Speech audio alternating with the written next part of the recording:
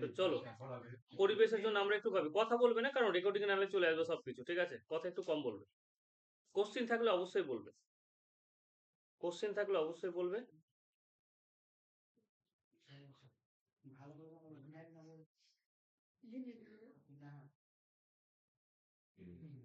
দেখো, প্রথম চ্যাপ্টারে যেটা বলেছে, এই চ্যাপ্টার থেকে বেশিরভাগ এমসিকিউ কোশ্চেনই আছে।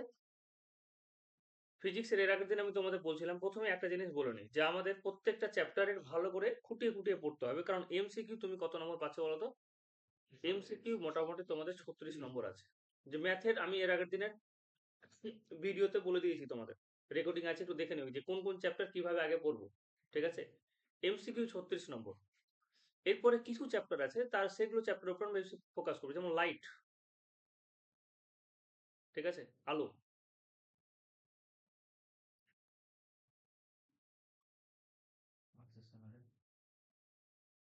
Light chapter. তারপর হচ্ছে তোমার তড়িৎ, ঠিক আছে, তড়িৎ চ্যাপ্টার। লাইট আর এই যে ইলেকট্রিসিটি, এই দুটো চ্যাপ্টার তুমি যদি পড়ো, অনেকটাই হয়ে গেল, তোমার অনেক কভার হয়ে গেল। এমসিকিউ 36 নম্বর, এই চ্যাপ্টার থেকে ম্যাথ এবং এমসিকিউ মিলিয়ে মোটামুটি যদি অ্যাভারেজ 10 করে আসে না, তো অনেক নম্বর। 56 এই দুটো চ্যাপ্টার থেকে হয়ে গেল। এরপরে আর ছোট ছোট কিছু চ্যাপ্টার করো, তাহলে দেখতে পাবে এমসিকিউ তুমি শুধু সব চ্যাপ্টারে এমসিকিউ করো না, তোমার 36 নম্বর কভার। যে কোনো একটা সহায়িকা বই নেবে, শোনো, নোট বই কিনবে, একটা নোট বই, ঠিক আছে? সাঁতরা পাবলিকেশনের একটা নোট বই কিনবে, ঠিক আছে? একবারে বই থেকে, বই যেগুলো কোশ্চেন থাকবে, আমি তোমাদেরকে বলে দেবো যে সাঁতরা পাবলিকেশন বা যে কোনো একটা এমসিকিউ এখান থেকে বের করে দিবে না, ধরেন একটি প্রবলেম এখান থেকে কোনো খুঁটিয়ে খুঁটিয়ে বের করে দিবে। এখান থেকেই থাকবে। শোনো, আমাদের তো আমাদের কি হচ্ছে, আমাদের যেটা টেক্সট বুক, টেক্সট বুকের শেষের দিকে তো কোশ্চেন আছে। তো তোমার ফার্স্ট টার্গেট হচ্ছে যতগুলো চ্যাপ্টার করছি সবগুলো চ্যাপ্টারের এমসিকিউ আগে প্রথমে করে নেওয়া। এছাড়া আরেকটা জিনিস যেটা করতে হবে, যে আমরা যখন চ্যাপ্টারটা পড়ছি, চ্যাপ্টারের ওই চ্যাপ্টার রিলেটেড কোশ্চেন আমি কোথায় পাবো? তুমি তো বই তো লিমিটেড কোশ্চেন পাবে, তাই কিনা বলো? তুমি বই থেকে খুঁটিয়ে পড়লে, চ্যাপ্টারের শেষে এমসিকিউ দেওয়া আছে, সেই এমসিকিউ গুলো সলভ করলে। কিন্তু আরো বেশি কোশ্চেন তোমাকে পেতে হলে যে কোনো একটা সহায়িকা, শিক্ষক হোক, সাঁতরা পাবলিকেশনের হোক, যে কোনো একটা সহায়িকা বই, পুরনো হোক নতুন হোক, 1 বছর 2 বছর পুরনো হোক নতুন হোক, ওই চ্যাপ্টারের সমস্ত এমসিকিউ করে নেবে। সমস্ত এমসিকিউ গুলো বারবার করে পড়বে, কারণ তুমি বুঝতে পারছো এমসিকিউ হচ্ছে কি তোমার 36 নম্বর। এছাড়া বড় কোশ্চেনের মাঝেও তুমি এমসিকিউ পাবে, দেখবে 3 নম্বরের কোশ্চেন যদি দেয়, তাহলে 2+1 দিবে, ঠিক আছে? তাহলে এখানে 1 নম্বরে তুমি কি পাচ্ছ? এমসিকিউ পাচ্ছ। এই 2 নম্বরে অনেক সময় এরকম থাকবে তোমাদের 1+1+1, তাহলে কটা এমসিকিউ হলো গো? 3টে। এমসিকিউর তো ইম্পর্টেন্স আছে। তো এমসিকিউ তোমাকে খুঁটে পাবে, তাহলে 56, এখানে 10 নম্বর তুমি আবার পাবে, কত হয়ে গেল? 66। আবার তুমি বড় কোশ্চেন করতে গিয়ে এমসিকিউ পাবে 10 নম্বর, তাহলে কত হয়ে গেল? 76। তেমনি হচ্ছে, ঠিক আছে? 76, 76 এমনি এমনি পাওয়া যাচ্ছে। এই যে বলে না যে আমি হয়তো পড়াশোনায় খারাপ, অনেক ছাত্র আছে। তো পড়াশোনায় খারাপ তো তুমি না, তুমি পড়াশোনা সেই রকম ভাবে চিন্তা ভাবনা করে করোনি, সেই জন্য তুমি খারাপ, সেই জন্য তোমার নম্বর। আর এর আগের দিন বলছিলাম যে এমনি ম্যাথ করে 80 পাওয়া যায়, এমনি, মাত্র 4টা চ্যাপ্টার করে, 4টা চ্যাপ্টার করে। কিন্তু তোমাকে বলেছি 4টা চ্যাপ্টার করে 80 নম্বর পাবে, কিন্তু তোমাকে বলেছি যে প্রত্যেকটা চ্যাপ্টারে কি করতে হবে? এমসিকিউ করতে হবে। এর আগের দিন ভিডিওতে বলছিলাম যে 4টা চ্যাপ্টার করে 80 নম্বর পাওয়া যায়, মাত্র 4টা চ্যাপ্টার ম্যাথের। চলো এই চ্যাপ্টারটা করি, আস্তে আস্তে বলে দেবো সবকিছু আমরা, যে কিভাবে কি পড়তে হবে। ফিজিক্সের এরকম প্রত্যেকটা চ্যাপ্টার এমসিকিউ ভালো করে করো। আর তুমি ফিজিক্সের 4টা চ্যাপ্টার তোমাকে বেছে বেছে চুজ করে দেবো। ওই 4টা চ্যাপ্টারে এরকম, মানে যেখান থেকে কোশ্চেন দেখ, ম্যাথ দেখ, এমসিকিউ দেখ, 2 নম্বর দেখ, যেখান থেকে কোশ্চেন দেখ না কেন, ওই 4টা চ্যাপ্টার আমার আয়ত্তে থাকবে। তাহলে ম্যাথের 4টা চ্যাপ্টার তোমার কাছে পুরো 365 দিন সময় আছে, ম্যাথের 4টা চ্যাপ্টার আর ফিজিক্সের 4টা চ্যাপ্টার তুমি রেডি করতে পারবে না, যেখান থেকে দেখ না কেন কোশ্চেন, যাতে করতে পারি। হ্যাঁ, তাহলে ফিজিক্সেরও সব এমসিকিউ রেডি করতে হবে, আর ম্যাথেরও সব এমসিকিউ রেডি করতে হবে। আর এমসিকিউ রেডি করা তো খুব ইজি ব্যাপার, অনলাইনের কোশ্চেন। আচ্ছা চলো, কি বলেছে দেখো প্রথমে। এখানে প্রথমে আগে বলেছে যে আমাদের চারপাশে, প্রথমে জগতের কথা বলেছে। দেখো, আমাদের চারপাশে জগৎটা হচ্ছে আমাদের পরিবেশ। পরিবেশ তৈরি করতে গেলে কিন্তু সবকিছু লাগবে। এখানে যেরকম আমাদের প্রাণীকুল আছে, উদ্ভিদকুল আছে, এরকম জিনিস আছে যাদের প্রাণ নেই, সমস্ত জিনিস কিছু নিয়ে কিন্তু পরিবেশ। বলছে পরিবেশ বলতে বোঝায় পারিপার্শ্বিক অঞ্চল সমূহের বাহ্যিক অবস্থা বা উদ্ভিদ প্রাণীর বৃদ্ধি, উন্নয়ন এবং প্রজনন প্রভাব বিস্তার করে। এগুলো আমি পড়তে যাবো না, ঠিক আছে? এগুলো তো তেমন বেশি ইম্পর্টেন্ট জিনিস আছে, যেগুলো ইম্পর্টেন্ট আছে সেই জিনিসগুলো আমি কভার করবো। এটা যদি একটু ঠিকঠাক জুমটা হতো। আচ্ছা, এবার বায়ুমণ্ডলে এখানে তোমাকে বলবে যে বায়ুমণ্ডল কি। ঠিক আছে, আমরা যে বায়ুমণ্ডল বলছি, বায়ুর ভিতরে কি কি আছে, কোন কোন গ্যাস নিয়ে বায়ু। ঠিক আছে, তাহলে এখানে দেখো বলেছে যে পৃথিবী পৃষ্ঠকে আবৃত করে কয়েক হাজার কিলোমিটার উচ্চতা পর্যন্ত যে অদৃশ্য মিশ্র গ্যাসীয় পদার্থের আবরণ আবরণ কি বলছে, পৃথিবীর মধ্যাকর্ষণ বলের প্রভাবে আকৃষ্ট হয়ে চাদরের মতো অবস্থান করে তাকে বায়ুমণ্ডল বলছে। সংখ্যা কোনোদিন পরীক্ষাতে আসবে না। ঠিক আছে, এমসিকিউ কোশ্চেন দেবে। কি কোশ্চেন দেবে আমি তোমাকে দেখো, এইটুকু থেকে একটা কোশ্চেন দেয়। এবার কি কোশ্চেন দেবে আমি তোমাকে বলছি। তাহলে এই যে বায়ুমণ্ডল যেটা আছে অদৃশ্য মিশ্র গ্যাসীয়, দেখো বলছে বায়ুমণ্ডলটা কি দিয়ে তৈরি, অদৃশ্য মিশ্র গ্যাসীয় পদার্থের আবরণ। মিশ্র গ্যাসীয় পদার্থ, শুধুমাত্র যে কোনো একটা গ্যাস নেই, অক্সিজেন আছে, নাইট্রোজেন আছে, হাইড্রোজেন আছে, সব রকমের গ্যাস আছে, অল্প অল্প করে সব ধরনের গ্যাস আছে। এবার বলেছে বায়ুমণ্ডলের উপাদান দেখো, তুলনামূলকভাবে আয়তন অনুযায়ী বিচার করলে দেখা যায় যে গ্যাসীয় উপাদানগুলির মধ্যে রয়েছে নাইট্রোজেন। তাহলে তোমাকে বলে যে বায়ুমণ্ডলে কোন গ্যাসের পরিমাণ সব থেকে বেশি। হ্যাঁ, তাহলে এখানে তোমাকে মান সহ মনে রাখতে হবে কত, 78.09%। ঠিক আছে, অ্যাকুরেট 78.09%, তার হিসাব করে বৈজ্ঞানিকরা দেখেছে। আচ্ছা, নাইট্রোজেনের পরে কোন গ্যাসটা বেশি আছে, অক্সিজেন। দেখে হিসাব মতো মনে হবে যে অক্সিজেন বেশি আছে, কিন্তু নাইট্রোজেনের প্রথমে সব থেকে বেশি আছে নাইট্রোজেন, তারপরে হচ্ছে অক্সিজেন। ঠিক আছে, তারপরে হচ্ছে কি তোমার হিলিয়াম, এই সরি আর্গন। ঠিক আছে, তাহলে তোমাকে তারপরে বলবে কার্বন ডাইঅক্সাইড। দেখো কার্বন ডাইঅক্সাইড 0.03% আছে, তারপরেও পৃথিবীর টেম্পারেচার ধীরে ধীরে কিন্তু বেড়ে যাচ্ছে না। কার্বন ডাইঅক্সাইডের পরিমাণ যদি 0.06% হয়ে যায়, তাহলে কি অবস্থা, এত এত গাছ। ঠিক আছে, এত এত গাছ আছে, আমরা কার্বন ডাইঅক্সাইড কারা ত্যাগ করছি, আমরা ত্যাগ করছি। এত এত গাছ আছে, এই যে গাছের জন্য এই জিনিসটা সম্ভব হয়েছে। তাহলে আজ থেকে প্রতিজ্ঞা করো যে বিয়ে বাড়ি হোক, কারো জন্মদিন হোক, নিজেদের নিজেদের প্রিয় মানুষকে উইশ করা হোক, যাই হোক না কেন, আমরা কি করব, গাছ দিয়ে উইশ করব।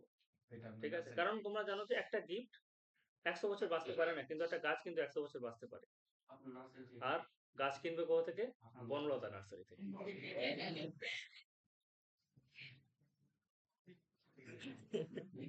ঠিক আছে, চলো। হ্যাঁ, করাই না। থেকে গোলাপের গাছ তুলে না আমাকে অবশ্যই একদম ভুলবেন না কিন্তু। অবশ্যই অবশ্যই, টাকাটা দিয়ে দিবে তাহলে। আচ্ছা, তাহলে কোনো জিনিস মানুষকে কোনো জিনিস ফ্রিতে দিতে নেই। ঠিক আছে, হুম, নিজের কোনো জিনিস ফ্রিতে নেই। দরকার পড়লে তুমি নিজের বন্ধুর কাছ থেকে যদি নাও, ফ্রিতে কোনো জিনিস নেবে না। ফ্রিতে কোনো জিনিস নেবে না। ওকে তুমি একটা নিলে তো ওর প্রতিদানে তুমি একটা কোনো কিছু দিলেও, তাহলে পারস্পরিক সম্পর্ক বজায় থাকে। আচ্ছা, তাহলে নাইট্রোজেনের পরিমাণ মুখস্থ রাখবো 78.09%, অক্সিজেনের পরিমাণ 20, আমি একবারে বললাম যে মান সহ মনে রাখো 20.95%। তোমাকে এখান থেকে আরেকটা কোশ্চেন দিবে যে বায়ুমণ্ডলে বায়ুমণ্ডলে সব থেকে বেশি কোন নিষ্ক্রিয় গ্যাসটা আছে। নিষ্ক্রিয় গ্যাসটা মানে কি, নিষ্ক্রিয় গ্যাস মানে যেই গ্যাসগুলো সাধারণত রিয়াকশন করে না, যাদের বাইরের কক্ষে যতগুলো ইলেকট্রন থাকার দরকার ঠিক ততগুলো ইলেকট্রন থাকছে। হিলিয়াম, নিয়ন, আর্গন, জেনন, ক্রিপ্টন, রেডন, এগুলো হচ্ছে নিষ্ক্রিয় গ্যাস। ঠিক আছে, তাহলে বায়ুমণ্ডলে এমন একটা নিষ্ক্রিয় গ্যাসের নাম বলো যার পরিমাণ সব থেকে বেশি, সেটা হচ্ছে কোনটা বলো তো, আর্গন। এই আর্গন, আর্গন 0.93%।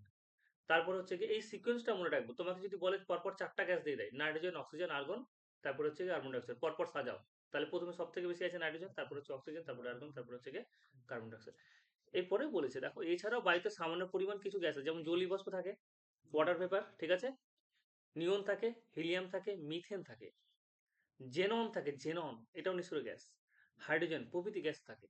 বলছে প্রসঙ্গত উল্লেখযোগ্য স্থানভেদে বায়ুর উপাদানের মধ্যে সালফার ডাইঅক্সাইডে থাকতে পারে, নাইট্রোজেন ডাইঅক্সাইডে থাকতে পারে, কার্বন ডাইঅক্সাইড। এই সমস্ত গ্যাস কোথায় পাবে বলো তো।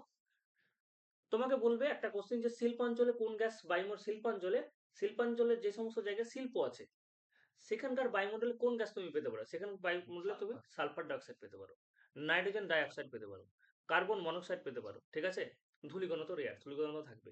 এছাড়া বিভিন্ন খনিজ লবণ, সূক্ষ্ম সূক্ষ্ম কণাও থাকতে পারে। এই তো হচ্ছে কি ব্যাপার বায়ুমণ্ডল সম্পর্কে আমরা কি বলেছে, বায়ুমণ্ডলের প্রকৃতি অনুসারে মোটামুটি বায়ুমণ্ডলকে মোটামুটি বলেছে 6টি স্তরে ভাগ করা যায়।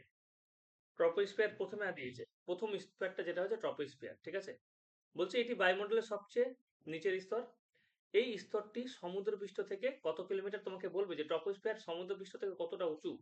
ঠিক আছে, তাহলে ট্রপোস্ফিয়ার সমুদ্রপৃষ্ঠ থেকে 16 থেকে 18 কিলোমিটার উঁচু। ঠিক আছে, আমি কিন্তু এমসিকিউ কোশ্চেন ধরবো একটু পরে। বলছে এই স্তরের নিচের দিকের উষ্ণতা কত? 15 ডিগ্রি সেন্টিগ্রেড এবং উপরের দিকের উষ্ণতা কত? -56 ডিগ্রি সেন্টিগ্রেড। উপরের দিকে যদি যাও তাহলে আস্তে আস্তে কি হয়ে যাবে? -56 ডিগ্রি সেন্টিগ্রেড। তুমি যদি ফিলিংস নিতে চাও তাহলে তোমাকে নিয়ে যেতে হবে উপরে।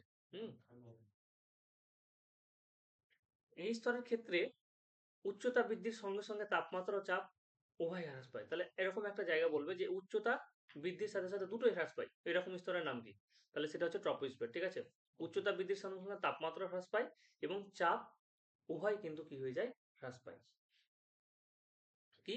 প্রতি 1 কিলোমিটার উচ্চতা বৃদ্ধিতে 6.5 ডিগ্রি উষ্ণতা কমে। এটা অ্যাভারেজ স্তরের ক্ষেত্রে, ঠিক আছে, মানে প্রত্যেকটা বলছে এই স্তরের ক্ষেত্রে। এটা মনে রাখবে যে ট্রপোস্ফিয়ারে 1 কিলোমিটার যদি আমি উচ্চতা উঠি, 1 কিমি উচ্চতা বৃদ্ধির সাথে সাথে উষ্ণতা কত করে কমবে গো? 6.5 ডিগ্রি অ্যাভারেজ। ঠিক আছে, বলছে বায়ুমণ্ডলে প্রায় 70% গ্যাসীয় উপাদান, ধূলিকণা, জলকণা এই স্তরে থাকে। যত সব গ্যাসীয় উপাদান 75% গ্যাসীয় উপাদান কিন্তু এখানে থাকে। ধূলিকণা, জলকণা, গ্যাসীয় উপাদান এই সমস্ত জিনিস এখানে থাকে। এবং সেই জন্য কি হয়? বজ্রপাত হয়, ঝড়, বৃষ্টি প্রভৃতি এই স্তরে ঘটে। কারণ এই ধূলিকণাগুলোর মধ্যে কি হয় বলতো? কোনোটা পজিটিভ লেয়ার তৈরি করবে, কোনোটা নেগেটিভ লেয়ার তৈরি করবে। ঠিক আছে, দিয়ে অনেক কি হচ্ছে? ওই মেঘের সাথে সাথে ঘুরে বেড়ায়। ঠিক আছে, ধূলিকণাগুলো দিয়ে একটা সময় পরে মেঘ আকারে, বজ্রবিদ্যুৎ আকারে তোমার ভূপৃষ্ঠে পতিত হয়। আচ্ছা, এরপরে দেখো কি বলেছে যে বায়ুমণ্ডলে, এটা তো পড়লাম, ঝড় বৃষ্টি হয়, সেই জন্য এটাকে কি বলে? ক্ষুব্ধ মণ্ডল বা পরিবর্তনশীল স্তর বলে। ক্ষুব্ধ মণ্ডল মানে কি? মাঝে মধ্যে ও রেগে যায়। ঠিক আছে, ক্ষুব্ধ মণ্ডল তো মাঝে মধ্যে রেগে যায়, ওইরকম ক্ষুব্ধ মণ্ডল বা পরিবর্তনশীল স্তর মানে কি? এই যে মাঝে মধ্যে শান্ত হিসাবে কাজ করছে, মাঝে মধ্যে আবার অস্থির হয়ে যাচ্ছে, সেই জন্য ক্ষুব্ধ মণ্ডল বা পরিবর্তনশীল মণ্ডল। আচ্ছা, ট্রপোস্ফিয়ারের উপরের দিকের স্তর বলছে, ট্রপোস্ফিয়ারের উপরের দিকের স্থির উষ্ণতা অঞ্চলকে, স্থির উষ্ণতা মানে 10 থেকে 16 কিলোমিটার পর্যন্ত ট্রপোপোজ বলে। ট্রপোপোজ কেন বলছে? সে সাধারণত এই সমস্ত স্তরগুলোতে টেম্পারেচার কি থাকে? তোমার একই রকম থাকে। স্থির উষ্ণতার ট্রপোপোজ বলে। ট্রপোস্ফিয়ারের উপরে ট্রপোপোজ আছে, স্ট্র্যাটোস্ফিয়ারের উপরে তোমার স্ট্র্যাটোপোজ আছে, এরকম থাকে। ওগুলোতে টেম্পারেচারে পরিবর্তন হয় না। ওটা খুব বেশি না, 4-5 কিলোমিটার একটা লেয়ার স্তর হয়। ঠিক আছে, দেখো এখানে বলেছে 10 থেকে 16 কিলোমিটার পর্যন্ত। কতটা আছে গো? ট্রপোস্ফিয়ার বললাম, তাহলে কি কি পড়লাম বলো তো? ট্রপোস্ফিয়ারে কি কি পড়লাম? 16 থেকে 18 কিলোমিটার উচ্চতা, সমুদ্রপৃষ্ঠ থেকে প্রায় 16 থেকে 18 কিলোমিটার উচ্চতা। ঠিক আছে, তাপমাত্রা তোমার 15 ডিগ্রি সেলসিয়াস থেকে ম্যাক্সিমাম কতটা যাবে? -56। এটাকে আমরা নাম দিয়েছি ক্ষুদ্র মণ্ডল, কারণ এখানে মেঘ, ঝড়, বৃষ্টি এই সমস্ত এর জন্যই হচ্ছে, তাই না? পরিবর্তনশীল স্তর বলছি। আর গড় টেম্পারেচার কতটা কমতে থাকে? 1 কিলোমিটার উচ্চতা বৃদ্ধির সাথে সাথে 6.5 ডিগ্রি সেন্টিগ্রেড। ব্যাস, এইটুকু মনে রাখলেই হবে। তো এমসিকিউ এইটুকু মনে রাখবে। আচ্ছা, এরপরে ইম্পর্টেন্ট একটা স্তর, সেটা হচ্ছে স্ট্র্যাটোস্ফিয়ার। ঠিক আছে, কি বলেছে দেখো, যে এখানে বলেছে যে ট্রপোস্ফিয়ারের উপরের দিকে, অর্থাৎ 16 কিলোমিটার থেকে 45 কিলোমিটার পর্যন্ত বিস্তৃত বায়ুমণ্ডলের স্তরটা হচ্ছে স্ট্র্যাটোস্ফিয়ার। তাহলে 16 থেকে 45 পর্যন্ত হয়ে গেল তোমার স্ট্র্যাটোস্ফিয়ার। এই স্তরে উষ্ণতা -56 থেকে 0 ডিগ্রি। দেখো, উষ্ণতা হয়ে গেল -56 থেকে 0 ডিগ্রি সেন্টিগ্রেড। এক্ষেত্রে উচ্চতা বৃদ্ধির সঙ্গে সঙ্গে আবার কি হয়ে যায়? উষ্ণতা বেড়ে যায়।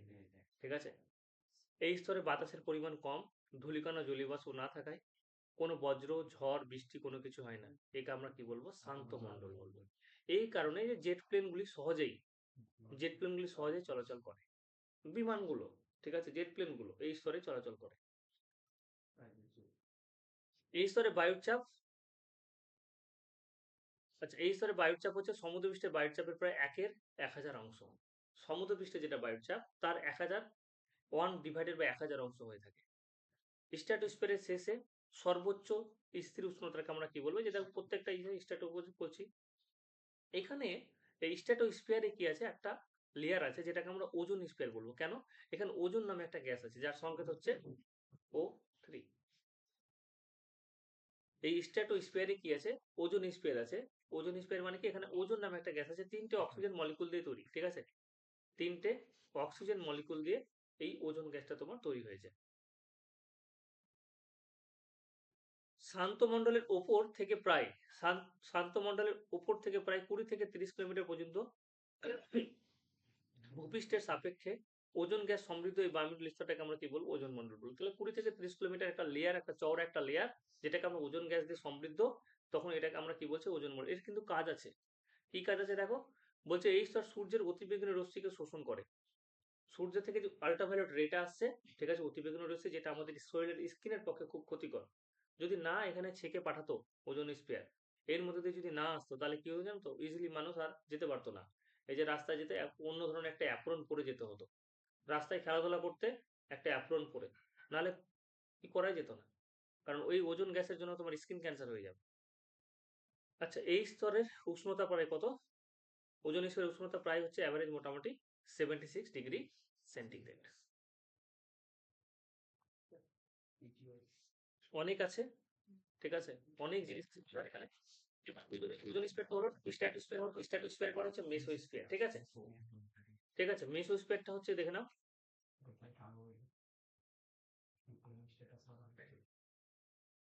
মেসোস্ফিয়ার কি বলেছে গো, যে স্ট্র্যাটোস্ফিয়ারের উপর থেকে, অর্থাৎ উপর থেকে 50 থেকে 80 কিলোমিটার পর্যন্ত যে বিস্তৃত বায়ুমণ্ডলীয় স্তর, সেটাকে আমরা মেসোস্ফিয়ার বলছি। যে বিস্তৃত বায়ুমণ্ডলীয় স্তর, সেটাকে আমরা প্রথমে বললাম মেসোস্ফিয়ার, ঠিক আছে।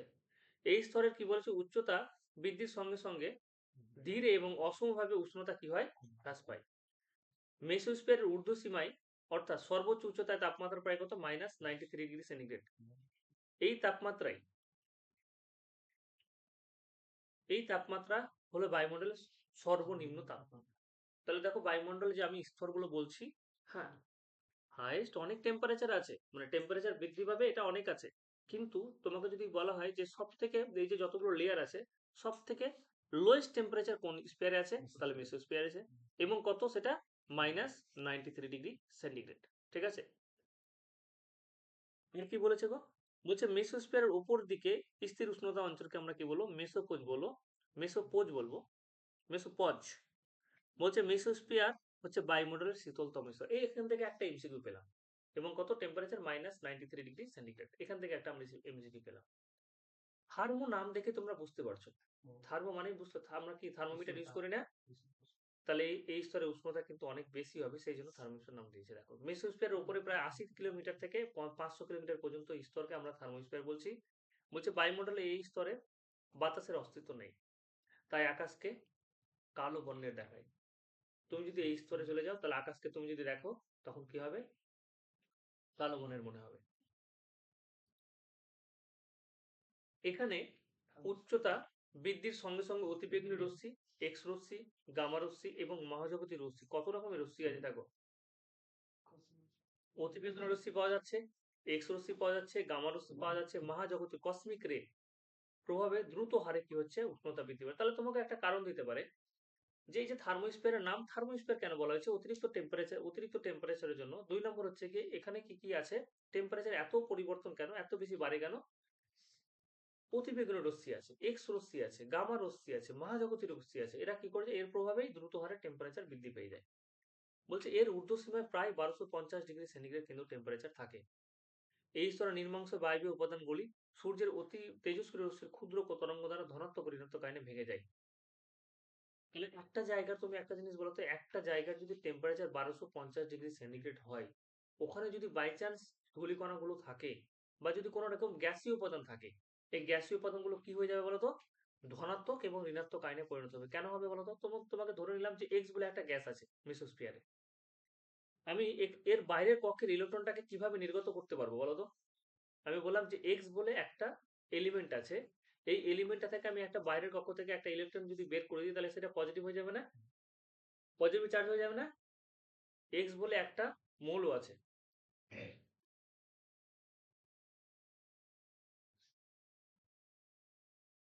ধরে নাও এক্স বলে একটা মৌল আছে, এই মৌলের বাইরের কক্ষে একটা ইলেকট্রন আছে, এই হচ্ছে ইলেকট্রনটা। এই ইলেকট্রনটাকে তুমি কি করে বের করতে পারবে, 2 রকম ভাবে বের করা যায়।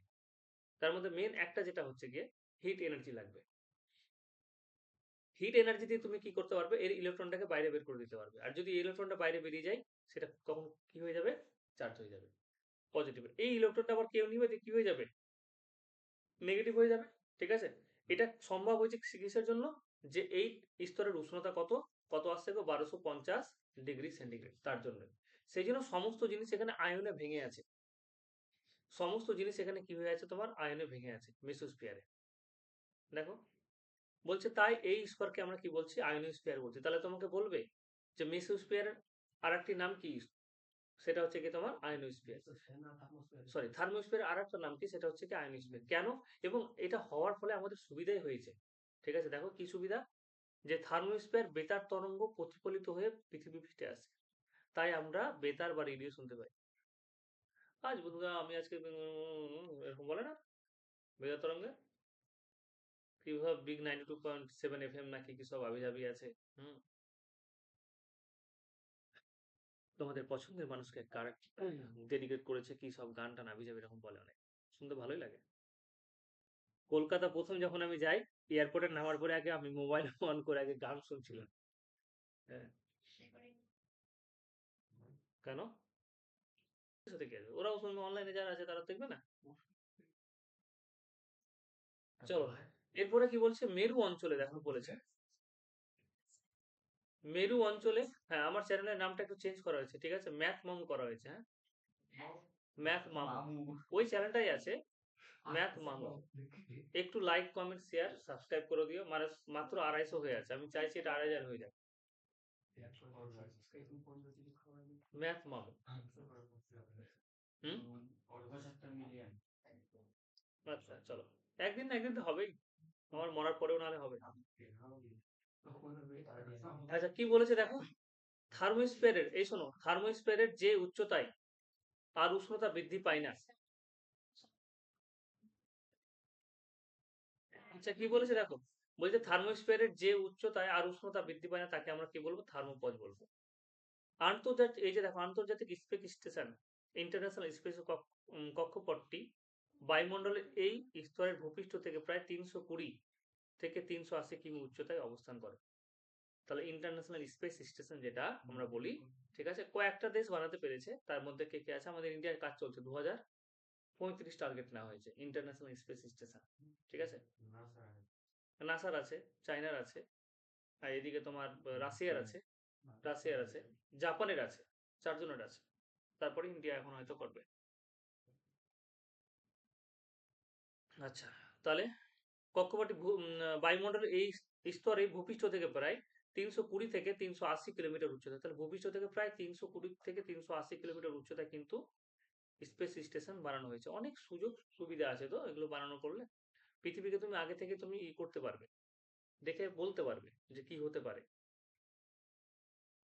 তাহলে আমাদের দেখে নাও, এই যে এখানে দিয়েছে আমরা কতটা পর্যন্ত ছিলাম গো, আমাদের ট্রপোস্ফিয়ার হয়ে গেল, ঠিক আছে, তারপর হচ্ছে গিয়ে স্ট্র্যাটোস্ফিয়ার হয়ে গেল, মেসোস্ফিয়ার হয়ে গেল, তারপরে আমরা প্রায় থার্মোস্ফিয়ার, যে দেখো প্রায় 500 কিলোমিটার।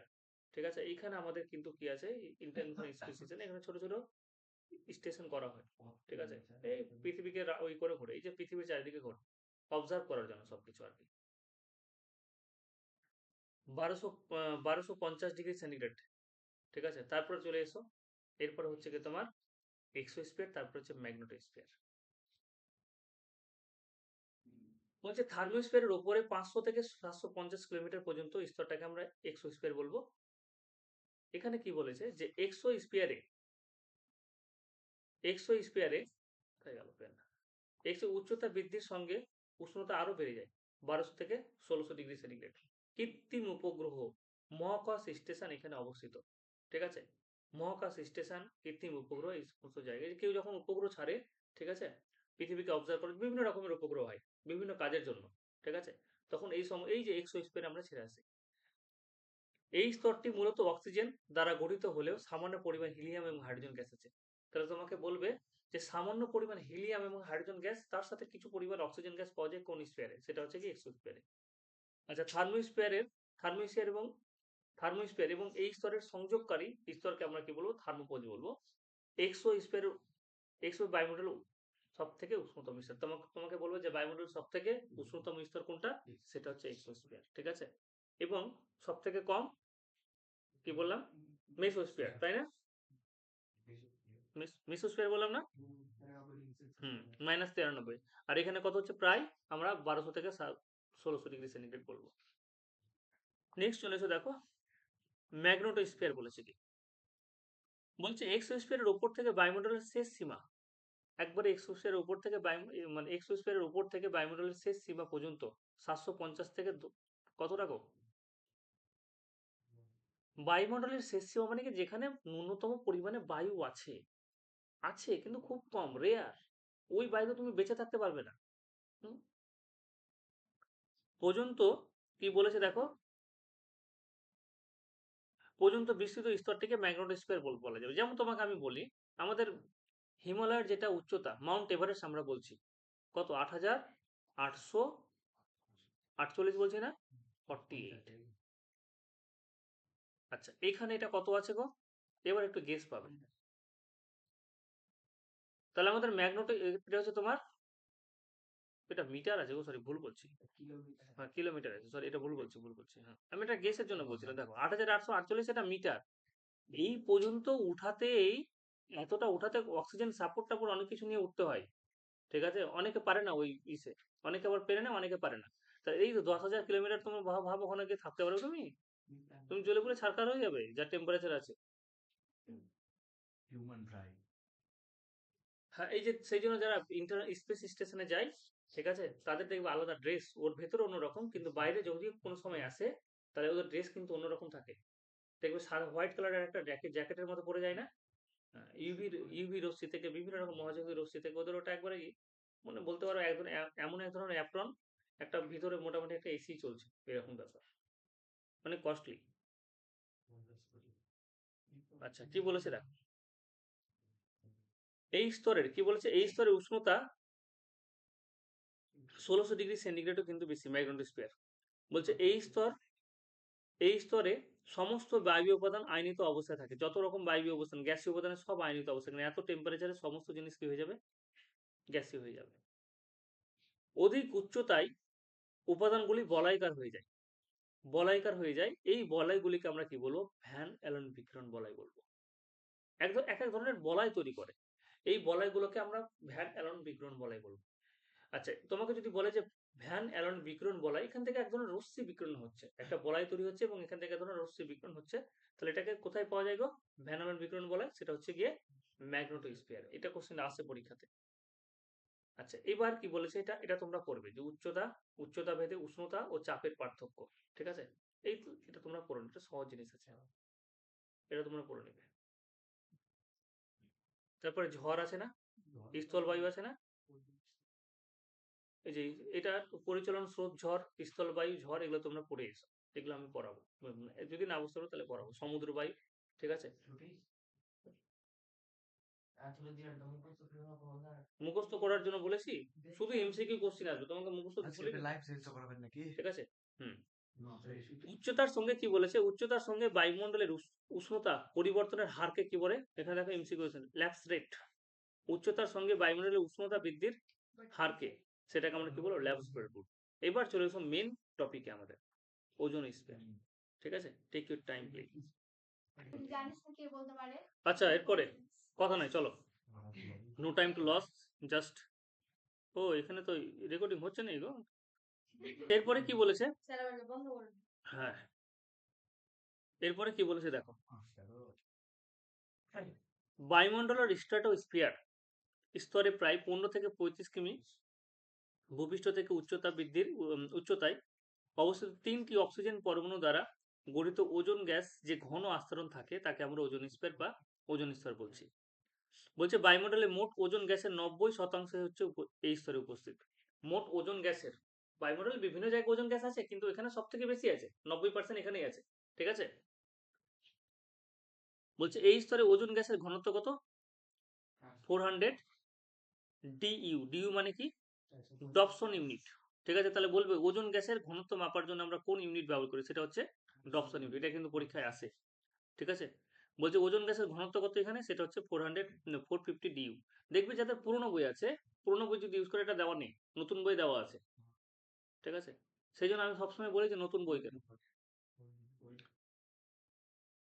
ওজোন গ্যাসের ঘনত্ব পরিমাপের একক। আচ্ছা, ওজোন স্তরের সৃষ্টি কি বলেছে দেখো, ফরমেশন অফ ওজোন লেয়ার। বলছে বায়ুমণ্ডলের স্ট্র্যাটোস্ফিয়ারে অতি বেগুনি রশ্মির উপস্থিতিতে দুটি অনুক্রমিক আলোক রাসায়নিক বিক্রিয়ায় ওজোন গ্যাসের সৃষ্টি হয়। প্রথমে দ্বিপরমাণু, প্রথমে কি হলো দেখো কিভাবে ওজোন গ্যাস তৈরি হচ্ছে। অক্সিজেন, এই যে অক্সিজেন গ্যাসটা ছিল আমাদের, এই অক্সিজেন গ্যাসটা প্রথমে কি হচ্ছে তোমার ইউভি রশ্মির ফোটন কণা, কম দৈর্ঘ্যের যেটা ফোটন কণা তার সাথে রিয়াকশন করে দুটো অক্সিজেন পরমাণুতে ভেঙে যাচ্ছে। চ্যাম্পিয়ন্স, দেখতে পাচ্ছ তোমরা, প্রথমে কি হলো ওজোন গ্যাস যেটা আমাদের অক্সিজেন গ্যাস ছিল, সেই অক্সিজেন গ্যাসটা ইউভি রশ্মির সহায়তায় দুটো অক্সিজেন পরমাণুতে ভেঙে গেছে, ভেঙে যায়নি। এরপরে আবার এই যে অক্সিজেন পরমাণুতে ভেঙে গেল, এই অক্সিজেনটা অক্সিজেন গ্যাসের সাথে যুক্ত হয়ে অনুঘটক এর উপস্থিতিতে O3 ওজোন গ্যাস উৎপন্ন করছে এবং তাপ শক্তি উৎপন্ন করছে। এই যে এখানে বললো দেখো যে প্রথমে দ্বিপরমাণু অক্সিজেন অণু অতিবেগুনি রশ্মির ফোটন কণা, সেটা হচ্ছে ইউভির অনেকগুলো টাইপ আছে, তার মানে ইউভিবি এবং ইউভিসি দ্বারা বিয়োজিত হয়ে অক্সিজেন পরমাণুতে পরিণত হলো, এটাতে অক্সিজেন পরমাণুতে পরিণত হলো। এবং দ্বিতীয় ক্ষেত্রে অক্সিজেন পরমাণু অনুঘটকের উপস্থিতিতে অক্সিজেন অণুর সঙ্গে বিক্রিয়া করে ওজোন গ্যাস উৎপন্ন করছে এবং তাপ উৎপন্ন করছে। ঠিক আছে, কিন্তু তোমাকে যদি বলে যে ওজোন গ্যাস কিভাবে সৃষ্টি হচ্ছে, তাহলে সেটা তোমাকে এখান থেকে লিখতে হবে। এটা হচ্ছে 2 নম্বরের জন্য। পারবে না? পারবে না ছাত্ররা, বলো। বেশ, এইবার সব থেকে যেটা ইম্পর্টেন্ট জিনিস পরীক্ষাতে মাধ্যমিকে প্রায় আসে, এটা যে ওজোন স্তর ধ্বংস। ওজোন স্তর ধ্বংস কি করে হচ্ছে, ঠিক আছে, এই ধ্বংসের জন্য কোন কোন গ্যাস দায়ী, এমসিকিউ হয়, বড় কোশ্চেন আসে। প্রথমে আগে দেখে নাও যে এটা ব্যাখ্যাটা করেছে, যে মূলত কি বলেছে, যে মূলত কোথায় গেল, মূলত অতিরিক্ত বায়ুদূষণজনিত কারণে ওজোন স্তরের অবক্ষয় বা ধ্বংস ঘটে থাকে। অতিরিক্ত বায়ুদূষণ যদি হয় তাহলে ওজোন স্তর কি হবে, আস্তে আস্তে ধ্বংস হবে। ওজোন গ্যাস সৃষ্টির তুলনায় ধ্বংস বেশি হলে ওজোন স্তর পাতলা হতে শুরু করে। ওজোন গ্যাস সৃষ্টির তুলনায় ধ্বংস বেশি হলে ওজোন স্তর পাতলা হতে শুরু করে। একেই ওজোন স্তর কি হচ্ছে, অবক্ষয় বা বিনাশ বলে। পাতলা হতো, লেয়ারটা যতটা ছিল, লেয়ারটা ছিল এরকম, এতটা ছিল, লেয়ারটা হয়ে গেল এরকম, তাহলে এটাকে ধ্বংসই বলবো। ঠিক আছে, বলছে ওজোন স্তর বিনাশের ফলে ওজোন গহ্বর বা ওজোন হোল সৃষ্টি হয়। কিছু কিছু জায়গায় কি হয়ে যাবে, ছিদ্রের মতো তৈরি হয়ে যাবে। ঠিক আছে, এরকম এলো দেখো স্তরটা, এরকম এসে গিয়ে কোনো একটা জায়গায় দেখা গেল যে এইরকম ভাবে সুচল হয়ে গেছে, দিয়ে আবার এর পরের দিক থেকে আবার ঠিক আছে, এরকম ভাবে সুচল হয়ে গেছে।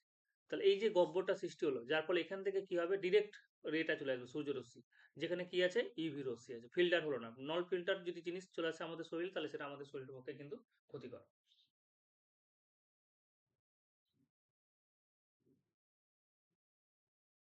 হচ্ছে প্রাকৃতিক কারণে বা মানুষ সৃষ্টির কারণে ওজোন গহ্বর সৃষ্টি হয়। মানুষ সৃষ্টির কারণের মধ্যে মেন যেটা হচ্ছে সিএফসি, ক্লোরোফ্লোরোকার্বন, ঠিক আছে, এবং নাইট্রোজেন অক্সাইড সমূহ, তারপরে হ্যালোন যৌগ সমূহ। নাইট্রোজেন অক্সাইড মানে কি, নাইট্রোজেন অক্সাইড, নাইট্রোজেন ডাইঅক্সাইড, এটা হচ্ছে নাইট্রোজেন ট্রাইঅক্সাইড, এরকম যদি যৌগ উৎপন্ন হয়, অথবা ক্লোরোফ্লোরোকার্বন যদি উৎপন্ন হয়, ক্লোরোফ্লোরোকার্বনের যদি ব্যবহার বেশি হয়, তাহলে সেক্ষেত্রে কি হবে, আর কিছু যৌগ আছে যেমন হ্যালোন কত আছে 1211 এবং হ্যালোন কত 1301, এরাও কি করে তোমার ওজন যেটা স্তর আছে সেটাকে আস্তে আস্তে সরু করে দেয়, ধ্বংস করে অথবা শুরু করে দেয় জায়গাটাকে।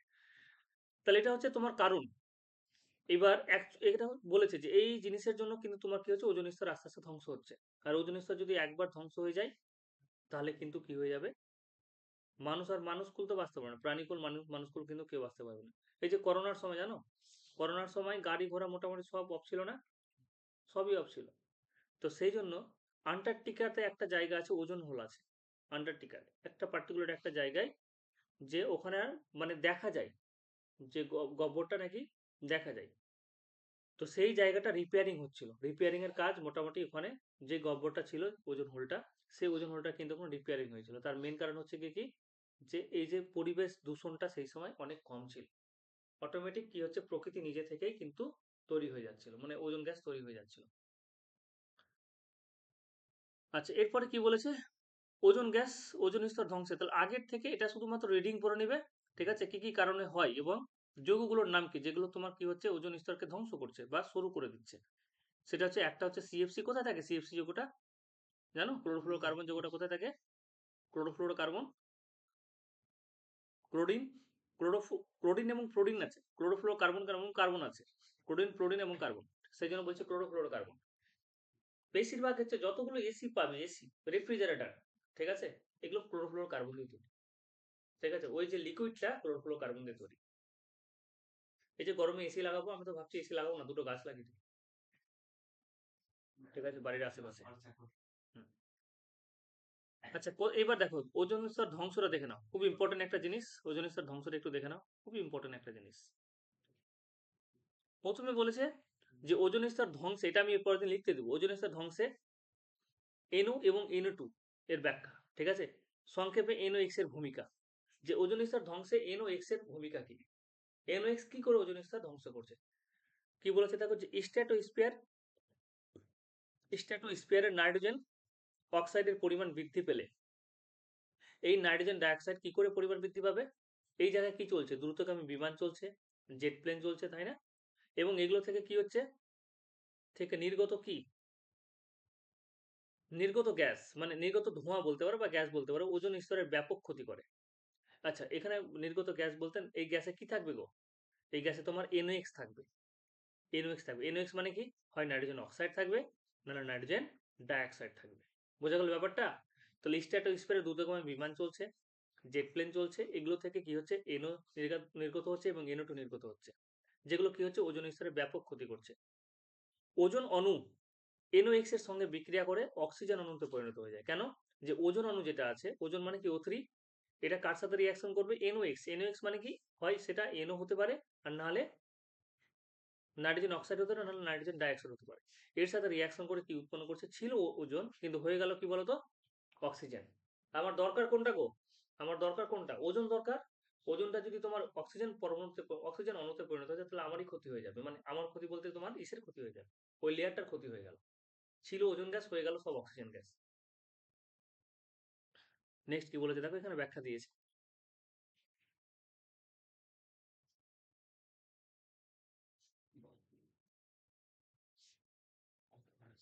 এই যে দেখো, তাহলে রিয়াকশন সহ লিখবে কিন্তু, NO হতে পারে, হয় NO থাকবে, আর নাহলে কি থাকবে, NO2 থাকবে, ঠিক আছে, কোনো একটা নির্গত হচ্ছে, যদি NO নির্গত হয় তাহলে অক্সিজেনের সাথে রিয়াকশন করে কি উৎপন্ন করবে, NO2 উৎপন্ন করলো এবং অক্সিজেন গ্যাস উৎপন্ন করলো।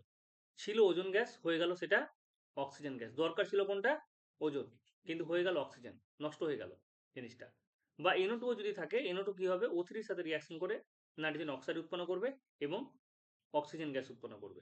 দুটো রিয়াকশন কিন্তু মুখস্থ রাখবে, ঠিক আছে, NO এবং O3, এখান থেকে একটা অক্সিজেন নেবে, ঠিক আছে, একটা অক্সিজেন এখানে এলো, দেখি কি উৎপন্ন হলো, NO2 প্লাস কি হচ্ছে, অক্সিজেন, ঠিক আছে। আচ্ছা, যদি থাকে NO2, তো এখান থেকে একটা অক্সিজেন চলে যাবে এদিকে, তখন কি হয়ে যাবে, NO প্লাস 2O2, রিয়াকশন মুখস্থ থাকবে, চ্যাম্পিয়ন্স, রিয়াকশনটা কিন্তু মুখস্থ করতে হবে। প্রথম যদি NO থাকে তাহলে NO2 হয়ে, ভালো করে বুঝো, যদি NO থাকে তাহলে কি হয়ে যাবে, NO2 হয়ে যাবে, কিন্তু যদি NO2 থাকে তাহলে কি হয়ে যাবে, NO হয়ে যাবে। আর প্রতি ক্ষেত্রে কি উৎপন্ন করছে, অক্সিজেন উৎপন্ন হচ্ছে। বোঝা গেল ব্যাপারটা, প্রতি ক্ষেত্রে কিন্তু অক্সিজেন উৎপন্ন হচ্ছে। এখানে কি হচ্ছে, 2 অণু বেশি হচ্ছে, এখানে 2 অণু হচ্ছে, এখানে 1 অণু হচ্ছে। অতএব রিয়াকশন বারবার করে প্র্যাকটিস করে একটু মনে রাখবে। বলছে এই বিক্রিয়ার ফলে O3 অণু বিয়োজিত হতে, O3 O3 অণু বিয়োজিত হতে থাকে এবং NO এর পরিমাণ একই থাকে। O3 অণু বিয়োজিত মানে ভেঙে যেতে থাকে, ভেঙে ভেঙে অক্সিজেন অণুতে পরিণত হয়ে যাবে।